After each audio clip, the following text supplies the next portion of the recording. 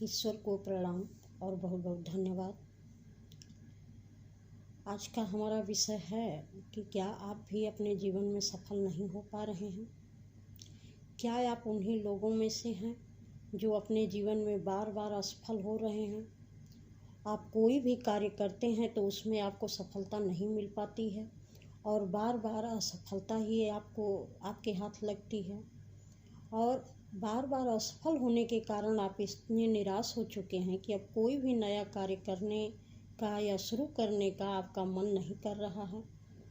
या आप में किसी कार्य को करने की हिम्मत भी नहीं बची है अब। तो आप निराश मत होइए, अभी भी समय है जब आप किसी कार्य को करके सफल हो सकते हैं। अब आप ध्यान दीजिए कि जो कार्य आपने करके छोड़ दिया उसमें ऐसा कौन सा कार्य था जिसको करने में आपका मन लगता था और आपको बहुत आनंद आता था, और उस कार्य को आप बहुत बेहतर तरीके से कर सकते हैं, क्योंकि जो कार्य आप कर चुके हैं उसके बारे में आपको अच्छी जानकारी है और शायद आपको अपने असफल होने का पता भी है। तो उन कमियों को दूर करने का प्रयास करके आप दोबारा उस कार्य को शुरू कर सकते हैं। अगर आप दूसरों को देखकर यह सोचते हैं कि वह व्यक्ति उस कार्य में बहुत सफल है तो मुझे भी वही कार्य करना चाहिए और शायद वह कार्य करके मैं भी उसी की तरह सफल बन सकता हूँ, तो इस बात को आप अपने दिमाग से निकाल दीजिए, क्योंकि वह व्यक्ति जिस कार्य को करके सफल है उसने उसकी कमियों को देखा है, परखा है, और वह उसको दूर करते हुए उसी कार्य को नए नए तरीके से अंजाम देने की कोशिश कर रहा होता है, और वह जानता है कि यही वह कार्य है जिसे वह बेहतर तरीके से कर सकता है। तब वह सफल है, क्योंकि अपने इसी कार्य को वह अलग अलग तरीके से सफलता तक पहुंचा रहा होता है और पहुंचाना चाहता है। अगर किसी व्यक्ति को देखकर या किसी मोटिवेशनल स्पीकर की बात सुनकर आप अपने गोल सेट करते हैं कि बड़ा सोचो तो बड़ा होगा, इस सोच के साथ जब आप बड़े लक्ष्य निर्धारित करते हैं तो आपकी नज़र रात ही रात बहुत बड़े आदमी और बहुत अमीर आदमी बनने की होती है,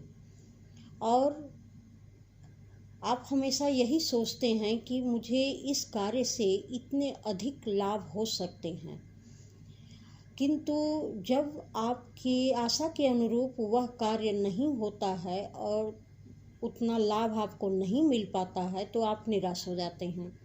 और धीरे धीरे ऐसे व्यक्ति को निराशा ऐसे घेर लेती है कि अंत में उसको वह कार्य बंद करने की ज़रूरत पड़ जाती है। तो शायद आप अपने कार्य से आवश्यकता से अधिक उम्मीद लगाए बैठे थे और आपको अधिक लाभ की उम्मीद थी, उससे अधिक लाभ की आप कामना करते थे। शायद आपने इतनी उम्मीद न पाली होती तो धीरे धीरे आप उस कार्य को करके सफल हो सकते थे। अब आप समझिए कि ऐसा क्यों होता है। आपने अपने लिए बड़े लक्ष्य निर्धारित कर लिए, अच्छी बात है, पर उसका एक एक पड़ाव पार करके ही आप उस बड़े लक्ष्य तक पहुंच सकते हैं। अगर आपको 4 मंजिला इमारत पर चढ़ना हो तो आप एक एक सीढ़ी चढ़कर ही उस मंजिल तक पहुंच सकते हैं, और उस एक एक सीढ़ी का अनुभव भी आपके पास होगा। अगर आप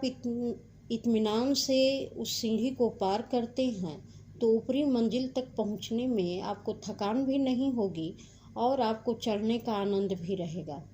किंतु जब आप दौड़कर शीघ्रता से सीढ़ी चढ़ने का प्रयत्न करेंगे तो आप आधा सीढ़ी चढ़ने में ही थक जाएंगे और लड़खड़ा कर नीचे गिरने का डर भी बना रहेगा।